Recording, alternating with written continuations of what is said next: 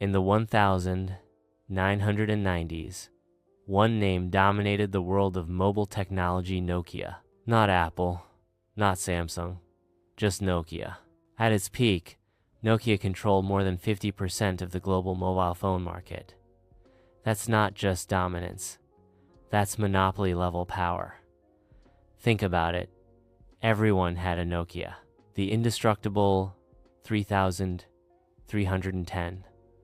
The futuristic communicator series. Phones that felt like tanks, but functioned like dreams. Behind this global success was a Finnish company that once sold rubber boots and toilet paper. But through bold decisions and visionary leadership, they pivoted into mobile networks, then into mobile phones, and changed the world. They weren't just selling phones, they were shaping culture. Nokia's ringtone became a global sound. Their slogan, "Connecting people," wasn't just marketing, it was a mission. In the early 2000s, they had thousands of engineers, the best supply chains in Europe, and patents on almost every mobile innovation. They weren't chasing trends, they were creating them. But, as history often shows, the top is the most dangerous place to be. Behind closed doors, cracks were forming, layers of bureaucracy, internal divisions, an aging operating system, and worst of all, confidence that nothing could go wrong. This is the story of how Nokia didn't just rise, it soared. But in doing so, it may have lost sight of how quickly the world can change. Before Android, before iPhones, there was Nokia, and they thought they'd always be number one. January 9th, 2007, San Francisco. Steve Jobs walks onto the stage and says, "Today, Apple is going to reinvent the phone." The crowd laughs nervously, applauds. They don't fully realize yet that they are witnessing a revolution. But back in Finland, at Nokia's headquarters, they weren't worried. They had seen new players come and go. BlackBerry, Motorola, Palm, all of them were competitors once. A company that had never made a phone? Nokia executives scoffed. "It's just a toy." But the iPhone wasn't just a phone. It was a full-blown computer, a touch experience, a software-first model. And it was a product built around one idea: simplicity. Nokia, in contrast, had become a fortress of complexity.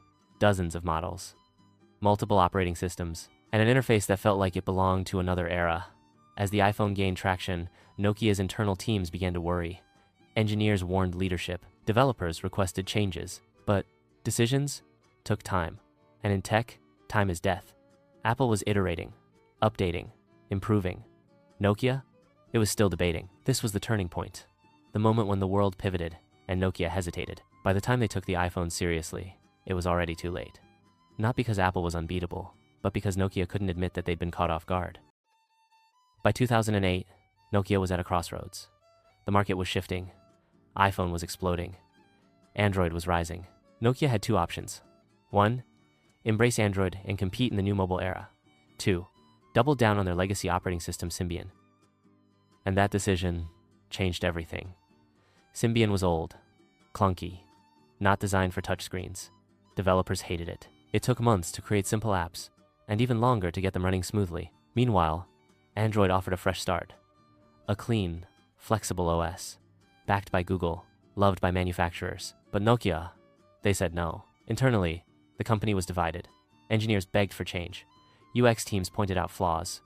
But upper management believed, we built Symbian, we must protect it. That mindset, pride over practicality, is what doomed them.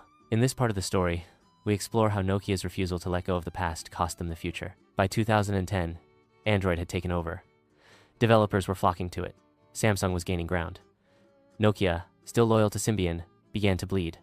Not instantly, but steadily. And the company that once led the world was now watching from the sidelines.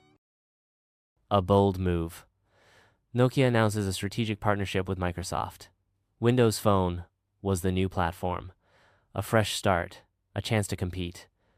But it wasn't ready. The OS lacked apps. The UI was unfamiliar. The developer community wasn't interested. And consumers?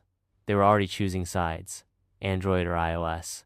Nokia's new CEO, Stephen Elop, a former Microsoft executive, pushed for the deal. Internally, many saw it as betrayal. Nokia, once proudly independent, was now tied to another sinking ship. Layoffs followed. Factories closed. Stocks fell. The burning platform memo, a dramatic internal letter from Elop, made headlines, but motivation turned into panic. Windows phones launched, but no one cared. Samsung zuot. Apple exploded. Nokia, despite innovation, was trapped. The alliance with Microsoft didn't save them. It accelerated the collapse. And in 2014, just 3 years later, Nokia's mobile division was sold. A chapter ended. Not with a bang, but with a whisper. So let's ask the question. Could Nokia have survived? Could they have beaten Apple? Could they still be the leader in smartphones today? Yes. They had the tools, the people, the patents. But what they lacked was the courage to change. Nokia's downfall is not just a business story. It's a human one. About ego, about fear, about refusing to listen. Time and time again, teams inside Nokia saw the danger. They warned leadership. They proposed innovation. But the old guard clung to what worked before. This final part of the story is not about blame. It's about reflection. In tech, the only constant is change. And if you're not adapting, you're dying. Nokia's fall is a warning, not just to corporations, but to all of us. Innovate, stay humble, listen, or become a memory, like the ringtone we all once heard and now barely remember.